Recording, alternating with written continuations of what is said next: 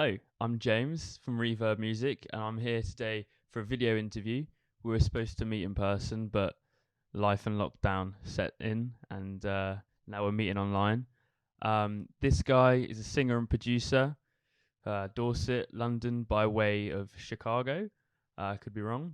And we've interviewed in the past, nearly 4 years ago now, and this is the returning, the one, the only Ray Monsky. How you doing, mate? Yeah, I'm all good, thank you. I'm not too bad. Yeah, just chilling, just soaking up the pandemic vibes and yeah, keeping busy. Awesome, awesome. So, as I say, it's been, 4 years since we last spoke on Reverb Music. So where has Ray Monsky been? Yes. So this little hiatus of mine, um, there was a few reasons as to why I sort of I don't know, couldn't really produce, couldn't really finalize songs, couldn't really finish songs, couldn't really do much. Yeah, a bundle of reasons. I got quite quite badly sort of like mentally ill, physically ill, financially ill, and all of it just sort of built up, and it was quite over empowering, quite overwhelming, quite really sort of overwhelming. And yeah, to add to that, I've had about 50 songs sort of ready to push out.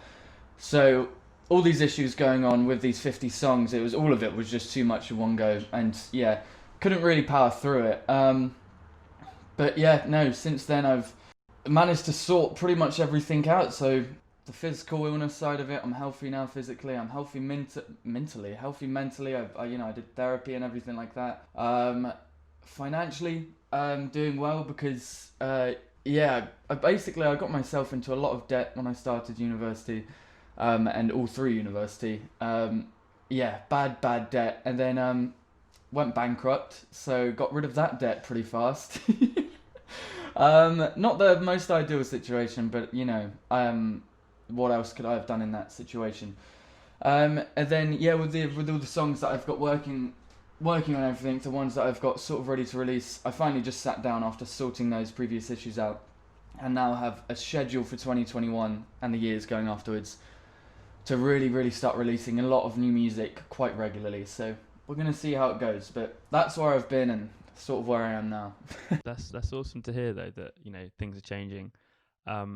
So what advice perhaps could you give to a past Ray Monsky, a past Sam, to help prevent those problems that happened? Yeah, definitely. I asked myself this when I was in that time. Would I ever have to sort of answer a question like this, even to myself? And the one thing that popped up quite a lot now and then was stop putting so much pressure on yourself. But that's something I still sort of fail to do nowadays, because I believe if I don't put a lot of pressure on myself, then I don't know if I'll be able to succeed. But the main thing is, if I could have told myself in first year just to get therapy, go and speak to a therapist and everything, work through those issues, exercise, eat better, and stop spending so much fucking money all the time. Yeah, yeah. That's pretty much the only advice I could have given to myself, I guess. Yeah, that's good advice. Okay, so now we're here in the present. How has the musical landscape changed since you last put out an EP? Definitely. Yeah. So I spoke to one of my best mates about this question. Actually, it was we were talking about, so back then anyway, when I released that EP, the To Love You EP, it was I felt like the industry as a whole and sort of the music scene as a whole was quite simple. It was quite genreified, and future bass was a huge thing. It was much bigger than it is now. And yeah, it just felt like the focus was genres. Whereas nowadays I feel like genres are just sort of, I don't know, not a thing of the past, but people don't think of them as much. People don't focus on them as much. I check, the UK Top 40. I check my friends' playlists. I listen to a lot of different music and listen to my friends' music, my family's music, whatever they listen to. And yeah, it's quite clear that genres aren't really that important to anyone that I've met anyway, or anyone that I know. It's more that if the song is good, if the music is good, and then people just seem a lot more, I don't know, people just love it. So yeah, I think that's how it's changed. Definitely. Yeah, the focus was a lot more on genres, I think, but now it's just good music. Yeah. Okay, so does that mean Ray Monsky is going to be good music? Does that mean Ray Monsky is genreless? How do you Oh fit into the yeah. landscape now? Yeah. How do you? Yeah.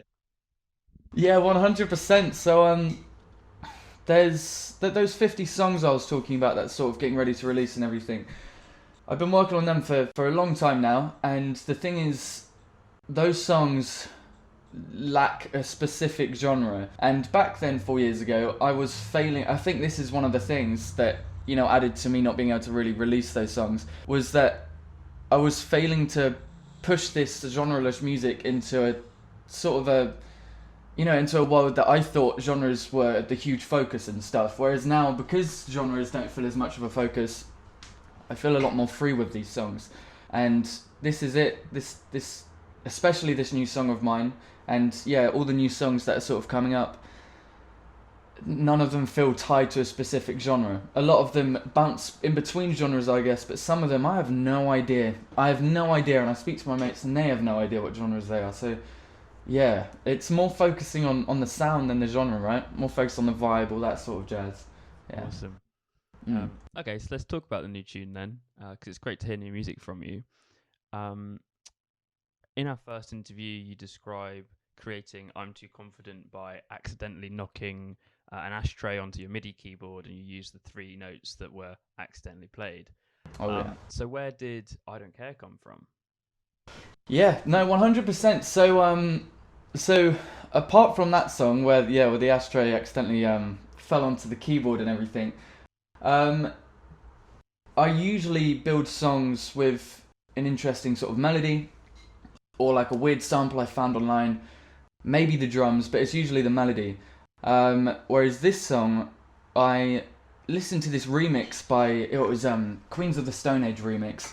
It was one of their songs, Make It With You, and the bass, when I heard this song, it blew my mind. It's this like analogy, quite synthy, but had a vintage feel to it. And I was really surprised with how the bass was the most important part of the song, I guess.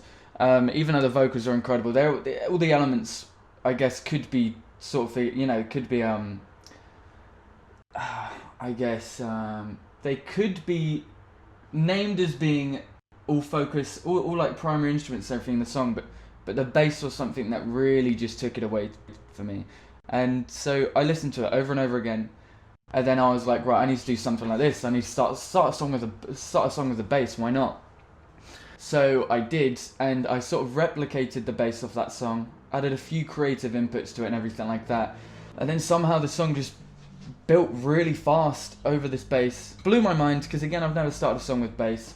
And yeah, so that's how I started that one. It was with the bass. Awesome. Okay, so this is "I Don't Care," right?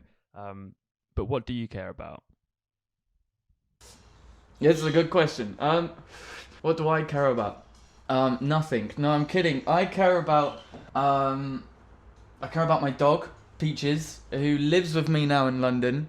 To be fair, I wish that she was in this interview, because yeah, she's amazing, but she would definitely be very distracting. Apart from that, I care about my health a lot, and obviously so much comes into health, whether it be my dog or whether it be exercise or music that I make.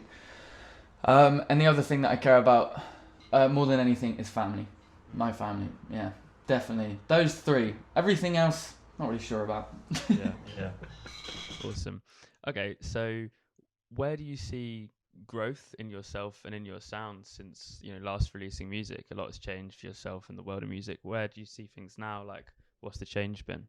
Yeah, definitely. So the growth itself and everything, I see it as, in my music especially, it's the whole thing with genres and everything, just sort of letting go of that and not trying to focus so much on my specific sound and all that stuff. That I did a lot of pressure at the start when I was like, no, I need to stick to a specific genre and have an exact sound. Throwing that out the window, and that's allowed me to grow a lot more. I've been working on a lot of acoustic pieces, a lot of orchestral pieces, film scores, everything like that, and that is making me grow as a musician. quite a bit, and just as a musical artist and everything, because it's allowing me to be a lot more creative with just this one creative thing, with just this one creative endeavor, which I love. I think that's pretty awesome. Awesome. Okay, sick. So just touching there, you mentioned film scores, and I know Yeah. you're a man with many strings to your bow, and this time last year, in fact, we were watching you on our movie screens in Sam Mendes's 1917. So Yes. I wondered what other pies your fingers are currently in, and which pies you want to eat in the future. Metaphorical pies, that is. That's a good way to say it. Yeah, so aside from just producing music, I just produce music. It does take up a lot of my time. That is my primary focus as a creative endeavor. But aside from that, I do acting quite a bit, and have a lot of productions that I'm working on in the new year, which I'm very excited about. I do modeling, and also on top of that, I've got these sort of crazy, wacky business ideas that I've been wanting to start up since I was quite young, to be fair, and I just haven't really been able to figure out the best way to start them up. But that's why I'm going to do my master's degree at UAL sometime in January, and that should be pretty exciting. And yeah, so that's going to teach me sort of the basics of how to start these businesses up, which I'm kind of excited about. We'll see. But yeah, those are the sort of things that I'm getting heavily involved in. Yeah. Without giving too much away, say someone else steals your idea, give us one of these little business propositions. Imagine I'm Theo Paphitis in Dragon's Den, Oh yeah, damn. Okay, right. I've just sat down in Dragon's Den. Lion's Den. Could see how much I miss festivals. I've just sat down, and one of my business ideas that I will say, there's a really big one. I don't want to say that one though, because that one's my dream one. One of them. This one I like probably the most. This one's the most fun.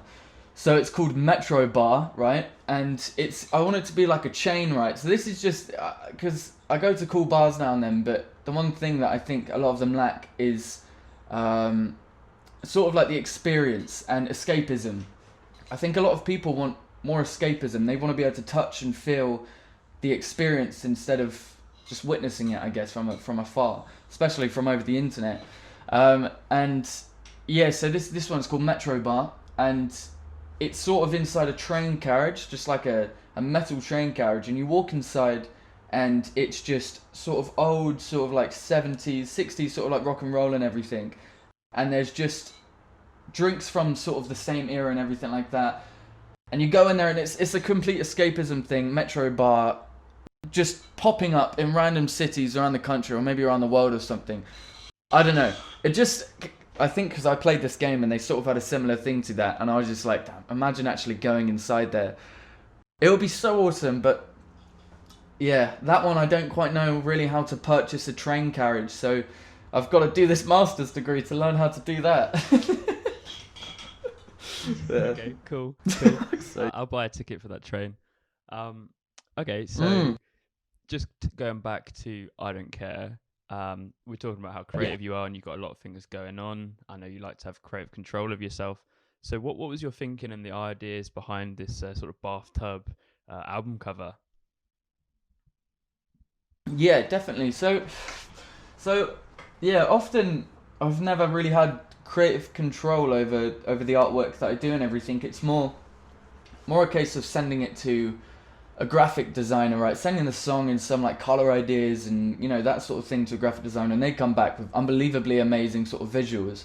But this one I wanted to personalize it a bit more, and I guess this is part of the growth as well, that I do want more control over this aspect of it, the design, how it looks, and the fashion involved with the artwork if there's clothes involved. So on this one, the focus is quite heavily on the fashion side of it, right? And so it's this sort of, well, not again really. I was about to say from the 70s, but this is more 90s, I think. Classic sort of varsity red jacket with blue jeans, classic Nike shoes, all that sort of stuff. Just looks like a classic like basketballer or something like that. I don't know, something off off the movies. The main inspiration for the jacket, this red one, was from High School Musical, because my best mate Pietro said to me after he heard the song, he said, so the entire track sounds fucking awesome, and it's got this like, it's got like this sort of like almost naughty feel to it, but then the vocals sound like they're off High School Musical. But he was like, somehow you pull it off, somehow it works. I don't know how. So then I was like, right, well that is going into the song. That is one, and that's going into the picture, 100%. So that's what we did. So it's me lying in a bathtub, and yeah, it's mainly because the clothes, you know, they're nice clothes, and I'm just like, I don't care. I'm sitting in a bathtub, completely soaking in them. I don't care. I'm drinking alcohol in the bathtub. I don't care. I'm smoking in the bathtub. I don't care. Basically, I don't care. That's how she goes. Okay. So I also heard a little rumor that this custom varsity jacket might be up for grabs at some point. Is that true? 100%. Yeah, definitely. So this is something that I wanted to do. I guess it's like, you know, I don't know how many people want it, because I thought that it was actually going to get stained quite heavily in the bathtub. There's a lot of food colouring in the water that we put in there. We tried it with blue first. There wasn't enough. So then we tried it with black, and that made the entire bath black, obviously. And the clothes got covered in it. If that all washes out, and then obviously it'll be a little bit more appealing to everyone. But I mean, if it doesn't, it's got quite a cool feeling to it, I guess. So yeah, that jacket will be up for grabs. It will be at a giveaway on my Instagram at some point this month. I don't know when, but I will post about it. Cool. I might try grab that. Oh yeah. Okay, so am I right? There's a full project coming up. Is it an EP? And if so, like, what can people expect? Yeah, 100%. So I want to be sort of limited with what I can say about this, because this one, I kind of want to keep it under the cover a little bit, because I'm very, very excited about it. Slightly nervous about it, because it's completely different to anything I've released before. It's completely different to this next single that I've got coming out. And yeah, it was mainly, I worked on it when I was out in Chicago. I spent about 4 or 5 hours every single day working on it. On this, it's only a 3-track project, but the songs, to me, I don't know, they're really personal, but also they're really, really interesting to me. Again, because I've never worked on anything like this. I'll say 2 things about them, and that's all I can give away. They're incredibly stripped back, and the title for it is Love AI.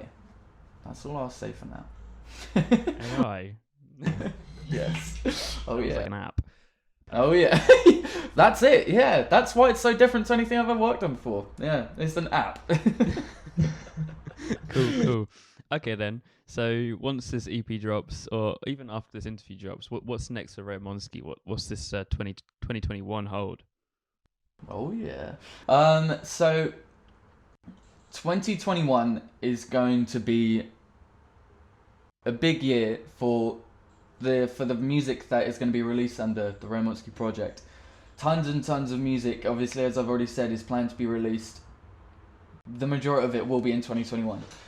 There's going to be a lot of me doing live streams in my room, and a lot of how-to videos, how I made certain songs, everything like that. A lot of gigging, COVID dependent, obviously, but a lot of gigs booked. Again, though, it's COVID dependent. Yeah, so I'm seeing that there's going to be a lot of progress with Ray Monsky this year, 100%. Underneath this project, most certainly. This is going to be a really good year, 100%. Awesome. It's going to be naughty. I hope so. So any final words from yourself? 100%. Yeah, my final words to everyone watching this is, I don't know the slogan. Stay home, stay safe, wash hands. Is that the one? No, I'm kidding. Don't do that. A little space in there. I'm not gonna lie. Now and then I feel like a politician when I say these things. I'm not actually gonna use that as my last words. My last words will be: get unbelievably, hideously excited about what the second half of 2021 has to offer, because judging by how the news looks, COVID is going to fizzle out not fast, but it will fizzle out, and people should just start feeling sick in their stomachs by how unbelievably aggressive they're going to get with all of the festivals, all of the parties, all of the clubbing that's going to happen. It's gonna be crazy. We've all taken a year off. We all deserve to go absolutely crazy. So soak up the depressing COVID vibes whilst you can, because it's not staying here forever. Yeah. That was really meaningful. I like the way you use aggressive and excited as sort of like euphemisms for partying.